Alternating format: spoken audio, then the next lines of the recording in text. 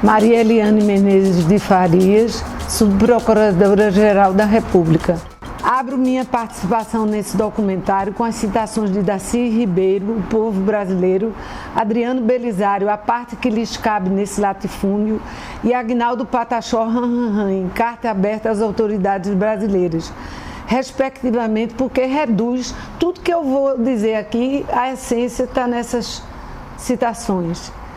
Primeiro, a de Darcy Ribeiro. Todos nós brasileiros somos carne daqueles índios e negros supliciados. Todos nós, por igual, somos a mão possessa que os supliciou. A doçura mais terna e a crueldade mais atroz que aqui se conjugaram para fazer de nós a gente insensível e brutal que também somos. Adriano Belisário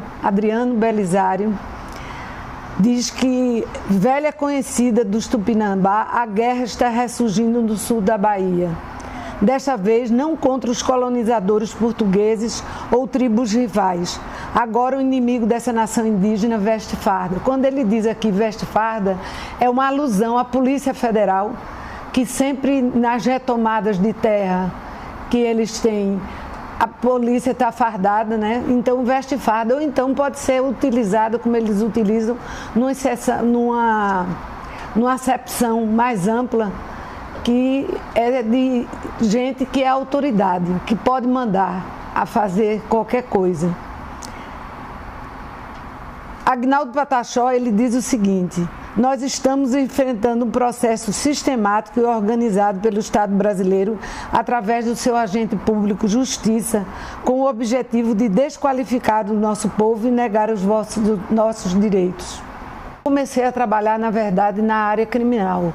Com a Constituição de 88, que deu a obrigação ao Ministério Público de defender os índios, pelo artigo 129 e seguintes, foi criada uma estrutura, né, para poder assumir essa nova obrigação. Nessa época, quem me convidou em 1996 para compor a 6ª Câmara, quando eu fui subprocuradora-geral, isso já tem uns bons anos, foi a doutora Márcia Domitila Lima de Carvalho. Ela era coordenadora da 6ª Câmara e eu saí assim, atendendo esse convite dela, primeiro porque era uma coisa que me satisfazia do ponto de vista pessoal, porque eu estaria numa causa justa, conseguindo ajudar as pessoas, e também isso lançava um olhar completamente diferente sobre a realidade, porque os índios até então eram invisibilizados pela sociedade nacional, né? Eles não tinham a FUNAI, que foi criada em 67, mas não tinham nenhuma visibilidade nacional. Aos poucos foi que eles foram conseguindo isso. E eu então me dispus a fazer esse trabalho, vi com muito bons olhos isso, porque eu, quando era criança, eu saía de Recife para Paulo Afonso, que era a maior hidrelétrica do Nordeste, né? Aquilo era um orgulho para o povo pernambucano. Mal sabiam eles e mal sabia eu à época que esses índios que estavam lá, que vendiam artesanatos, tipo aquele que está ali, tipo esse que está aqui, que foi tudo presente que eles me deram, eles foram simplesmente alagados e desalojados, e até hoje, 28 anos depois, 28 anos tem um processo, e eles ainda não foram alojados, nem dado a eles os direitos devidos pela CHESF, que é a Companhia Hidrelétrica de São Francisco, né? Então, eu me envolvi muito e por isso que terminei gostando muito de atuar na área indígena.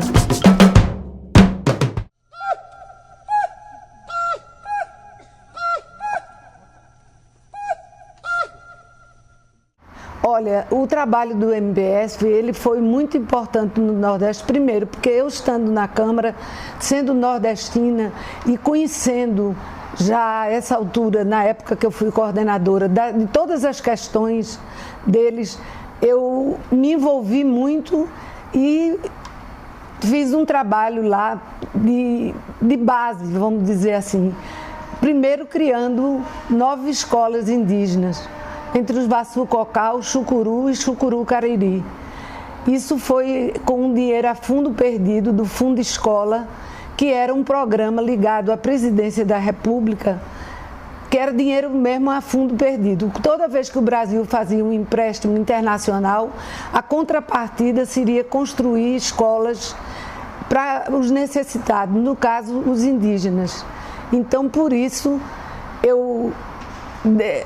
já vinha pronto, a maquete já vinha pronto da ONU, para a gente só repetir ela nos lugares, só repeti-las nos lugares certos, que estavam precisando de escolas, né?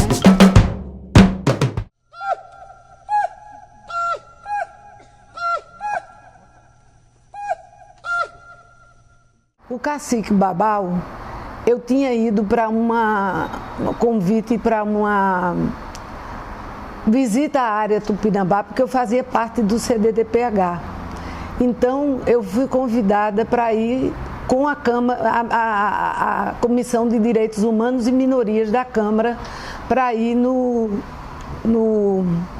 na área, ver o que estava acontecendo, porque estava havendo uma grande redução da área Tupinambá, de 48 mil hectares já definido no laudo, para uma porção muito menor, porque existe essa ideia de que é pouca terra, muita terra para pouco índio, né? Então, esses índios Tupinambá, eles sofreram muito com isso, e principalmente com a justiça dando liminares em ações possessórias e reintegração de posse, e essas liminares suspendiam também o processo demarcatório, quer dizer, impedia a FUNAI de concluí-lo. E o que é que aconteceu? Os índios então fizeram o que eles chamam de retomada desse território. A Polícia Federal, com armas de balas de borracha, ela mandou bala de borracha em cima de todo mundo, sendo que o Nerivaldo entrou uma bala de borracha nele e ele, sem tratamento e sem nenhuma condição, numa prisão na penitenciária de Ilhéus, tinha mais de 12 índios presos lá nessa ocasião.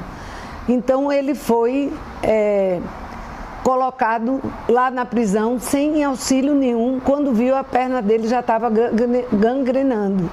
Então teve que amputar a perna. E é isso que ele conta, como foi a batalha, como eles dizem, né, com a Polícia Federal, porque eles foram retomar esses territórios. E o juiz teve um protagonismo, para mim, inaceitável. Quer dizer, ele próprio propôs um acordo de redução do território sem saber sem se ter os critérios definidos, sem se saber o porquê daquilo. Mas toda liminar dada pelo juiz, ela era carregada também, não era só jurídica, ela era carregada também de preconceito.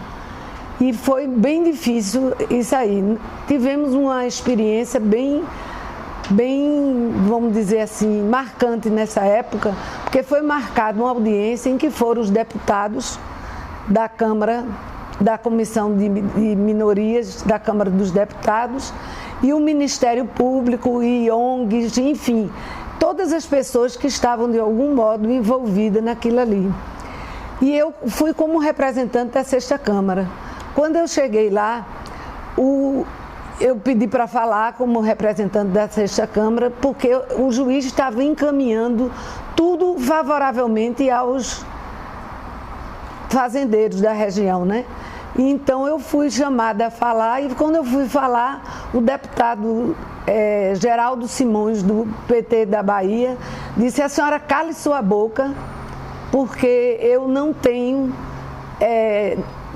nenhum interesse em ouvi-la. O que a senhora vai me dizer não tem nenhum interesse.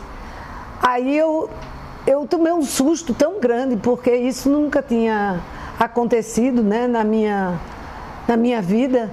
E aí eu cheguei e disse: mas o senhor não pode caçar a minha palavra, mas sua palavra está caçada. Aí o juiz calado, quieto lá, do jeito que ele estava, ele ficou assistindo essa história, sem tomar nenhuma providência. Porque para ele o Ministério Público também era um fator de desinteligência do membro do Ministério Público com ele, né? Então surgiu, que era membro dessa comissão, o deputado João Willis, não sei se você já ouviu falar nele. Ele disse: doutora, a senhora vai abrir a boca e falar porque eu tenho interesse no que a senhora vai me dizer. Foi uma consternação assim, geral, com todo mundo que estava lá. E eu terminei me escudada pelo João Willis de fazer algum pronunciamento em favor dos índios e dizer que aquele acordo não podia passar porque o laudo, ele corre, vamos dizer, dentro de um procedimento administrativo no Ministério da Justiça. E ali não era um foro competente para poder definir a questão do laudo, impugnar laudo e essas coisas todas, né? Então foi desse jeito que eu me conheci o cacique Babau.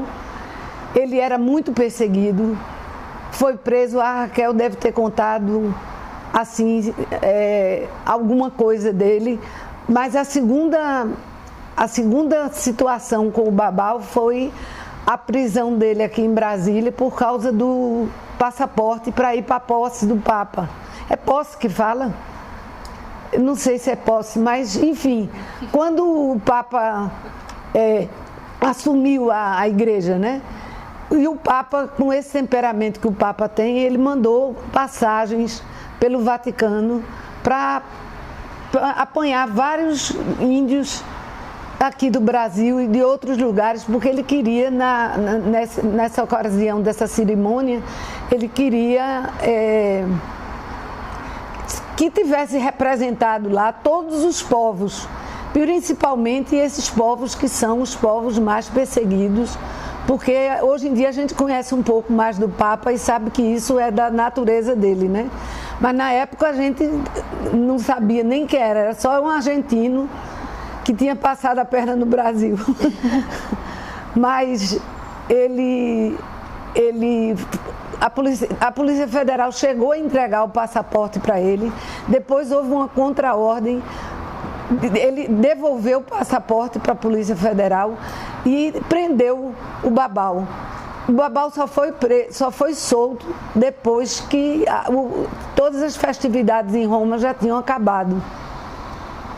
Quer dizer, sabe, eles realmente não suportam o cacique Babau, porque é um homem realmente que tem comando, que tem identidade com os índios e tem liderança, principalmente liderança, né? Então, com Babau foi essa história.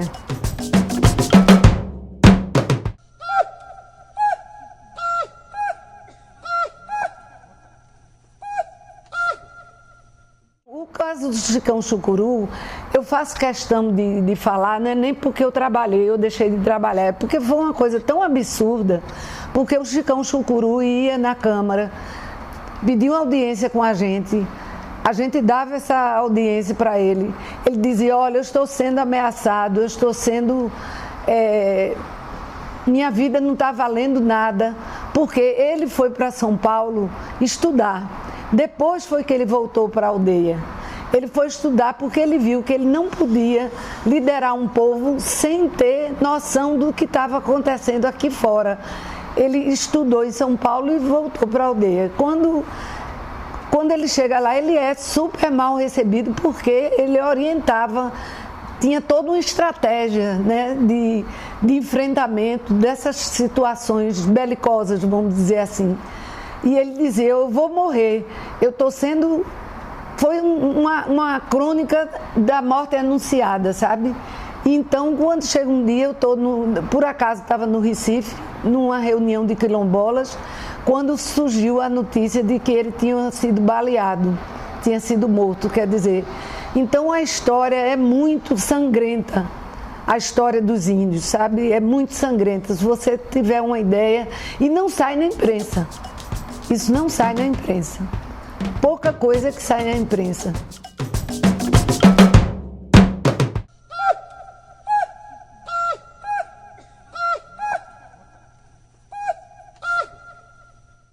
Tuxá, por exemplo, eles eram índios altivos, eles eram índios antes do alagamento, né, que hoje só tem a Ilha da Viúva. Eles tiveram 30 ilhas no Rio São Francisco. A légua em quadra doada pelo Alvará Régio de 1700 contemplava essas 30 ilhas, essas 30 ilhas de lá do São Francisco. Então, os Tuxás hoje, eles são uma pálida impressão do que eles foram no passado. 28 anos não está separado. 28 anos, gente, não são 28 dias. A Chesf não resolve, criou grupos que hoje em dia quase são rivais. Houve uma divisão, uma diáspora. Tem a aldeia Tuxá que dista 1000 quilômetros de uma da outra. Hoje em dia tem mais ou menos 5 grupos Tuxá: Ibotirama, Rodela, Muquém de São Francisco, Banzaê e Inajá, em Pernambuco. Então, distribuído em 2 estados, quer dizer, quem vivia junto, aglutinado, foi realmente separado. E eu, então, né, na ocasião, eu assisti da Subcomissão de Direitos Humanos do CDDPH um trabalho muito importante sobre direitos humanos que tratava de barragem, de movimento de atingido de barragem. Então, tudo o que deveria ser feito de saúde, de educação, de segurança, de assistência, de todas essas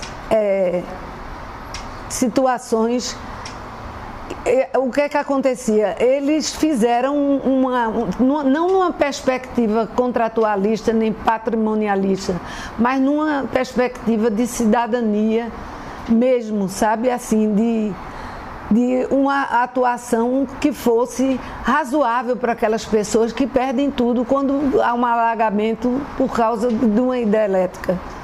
Então, eu achei que, por exemplo, eu deveria pedir aos 2 antropólogos, a Sheila Brasileiro e ao Jorge Bruno Souza, que fizessem um levantamento socioeconômico, isso há 4 anos atrás, que deu em nada.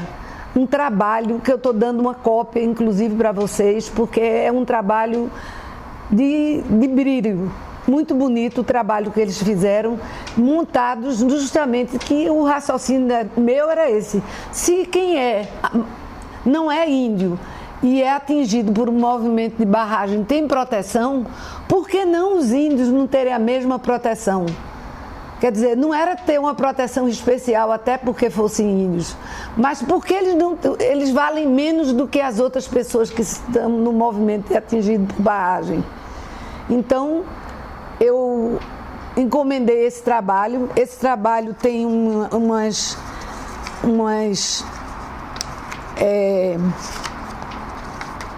separações aqui que eles fizeram. Eu reduzi porque a gente está gravando, né? O que há hoje é mais ou menos comum em todos os grupos do chá: falta de terra, falta de moradia, falta de trabalho e condições dignas de vida, alcoolismo e drogadição, carência econômica, insuficiência das terras para atividades agrícolas e reprodução social do grupo, falta de um sistema de irrigação robusto, falta de um projeto de agricultura irrigada, demarcação dos lotes e destinação dos lotes das famílias que saíram, falta de terras para contemplar novas famílias, porque 24 anos é uma geração, né? Mais de uma geração. Então, as pessoas vão se multiplicando como podem, né? Enfim, infraestrutura e serviços deficientes, direitos violados, direito de acesso à terra, direito ao trabalho, direito à moradia adequada, direitos culturais, direito de proteção à família e laços de solidariedade social comunitária, direito a práticas e modos de vida tradicionais, direito ao ambiente saudável e à saúde. E é direito à plena reparação das perdas sofridas, direito ao tratamento isonômico quanto às medidas compensatórias, direito à melhoria contínua das condições de vida. Eles dizem, nesse término, que isso é o fechamento do trabalho, as medidas necessárias à cessação das violações de direitos da comunidade Tuxá, aquisição das terras necessárias ao reassentamento agrícola. Por quê? Porque eles são plantadores. Eles são agricultores, toda a vida teve uma inserção muito grande no mercado do Nordeste, o arroz e a cebola produzida pelos Tuxá. Então, implantação de projetos irrigados para todas as famílias Tuxá com assistência técnica para produção e comercialização, individualização dos lotes nas áreas já adquiridas pela CHESF. Então, o que é que acontece? Eles hoje sobrevivem, eles foram ludibriados, a gente pode dizer isso, porque eles foram forçados a aceitar uma VMT, que é verba de manutenção temporária, para poder, no lugar da irrigação. Mas aí eles, sem terra irrigada, não tinham como produzir socioeconomicamente, eles ficaram numa situação de penúria e hoje são tidos como índios que querem viver às custas da CHESF. E não é nada disso. Tem uma garota de 14 anos que fez uma poesia. Ela é índia de Tuxá. Fez uma poesia para contar essa história da invasão. Ela diz o seguinte: nossa história. Vou contar uma história e preste bem atenção, a história dos Tuxá, como auto-identificado nação Procá e Maracá. Caboclo de arco e flecha é a identificação dos Tuxá. Índios nordestinos sofridos és a força de uma nação. É raça forte e gentil, raça resistente desse torrão. O lago de Itaparica, sem nenhuma emoção, tirou os índios de sua terra. Foi a maior humilhação. Desde a década de 80, os Tuxá aflito ficou, com a trauma de mudança que a CHESF ordenou.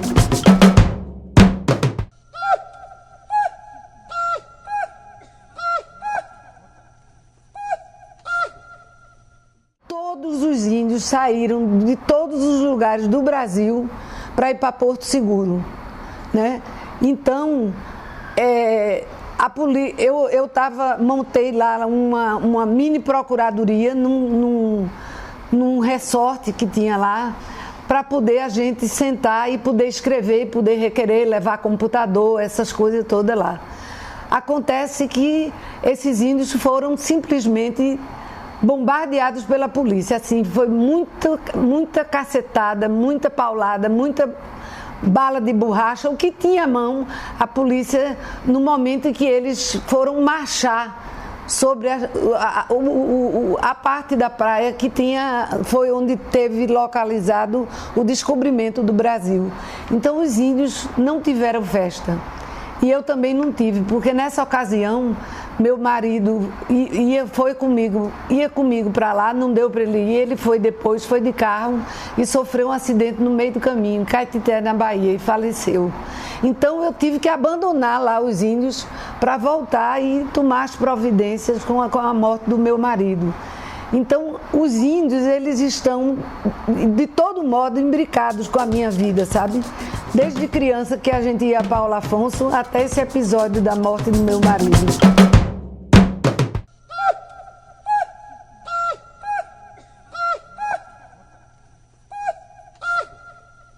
O pouco caso que eles fazem dos índios é tão grande que a relatora da ONU, dia 12 de março, agora desse ano, estava numa aldeia Guarani, Caiová, e foi simplesmente, um índio levou 8 tiros na frente dela, é Vitória Tauli Corpus, o nome dela. Ela veio na missão da ONU, que veio ver se as recomendações do ANAIA foram realmente tomadas pelo Estado brasileiro.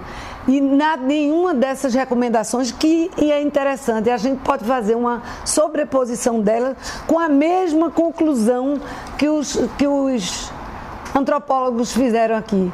É da segurança, é da saúde, é da educação, é da meios de acesso à terra. Tudo que o James Anaya fez em 2009 o Brasil não cumpriu absolutamente nada. E ela se certificou disso e disse que vai fazer um trabalho alentado para poder realmente cumprir com o Brasil a ser instado a cumprir de qualquer maneira essa situação, porque não pode. O genocídio lá nos Guarani Kaiowá. E em todo, mas é uma história só de... Porque o que acontece? Os índios, eles, na medida em que eles vão sendo assimilados, entre aspas, né, pela população nacional, o que acontece? Eles se descaracterizam. Eles ficam sendo chamados de supostos índios, falsos índios, por causa da miscigenação que foi muito grande.